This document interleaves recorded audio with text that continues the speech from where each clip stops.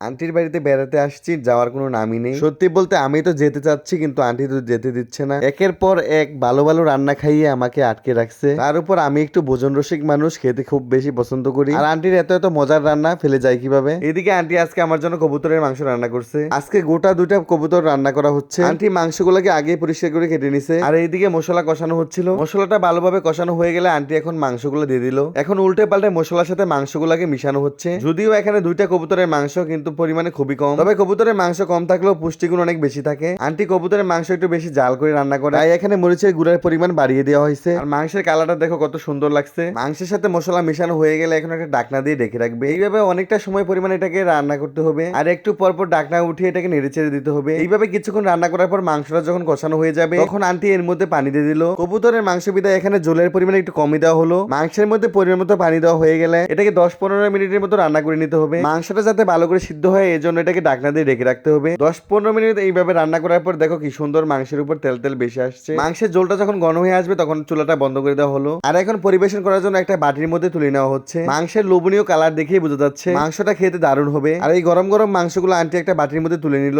এখন আমি নিজ হাতে বেড়ে বেড়ে কবুতরের মাংস আর ভাত খাবো। প্লেটের মধ্যে আমি গরম ভাত নিয়ে নিলাম আর নিয়ে নিলাম লেবু। এইবার পছন্দ মতো কবুতরের মাংস আর একটু ঝোল নিয়ে নিলাম। আর ঝোলের সাথে ভাত মাখিয়ে লেবু চিপে রস নিয়ে নিলাম। মাশাআল্লাহ, কবুতরের মাংসটা খেতে দারুণ হয়েছে। কালারটা দেখতে যেমন সুন্দর লাগছিল, তেমনি জাল হয়েছে। আর কবুতরের মাংস জাল হলেই আমার কাছে খেতে ভালো লাগে। আর এমনিতে আন্টির হাতে সবগুলো রান্নাই খেতে কিন্তু দারুণ লাগে। গতকালকের হাঁসের মাংসের ভিডিওটা আপনাদের কাছে শেয়ার করছিলাম। হাঁসের মাংস খেতে যেমন দারুণ লাগছে, কবুতরের মাংসটা ঠিক তেমনই লাগলো। আমি তো খুব মজা করে কবুতরের মাংস দিয়ে ভাত খেয়ে নিলাম। তোমাদের কাছে আমার এই ভিডিওটা কেমন লাগছে অবশ্যই কমেন্টে জানিও। কবুতরের মাংস কম, হাড্ডি বেশি। আর এই হাড্ডিগুলো কিন্তু চিবিয়ে খেতে বেশি মজা। যাই হোক, খুব মজা করে কবুতরের মাংস দিয়ে ভাত খেয়ে নিলাম। তো আজ এই ছিল আমার ভিডিও। সবাই ভালো থেকে দেখা হবে নতুন কোনো ভিডিওতে। আল্লাহ হাফেজ।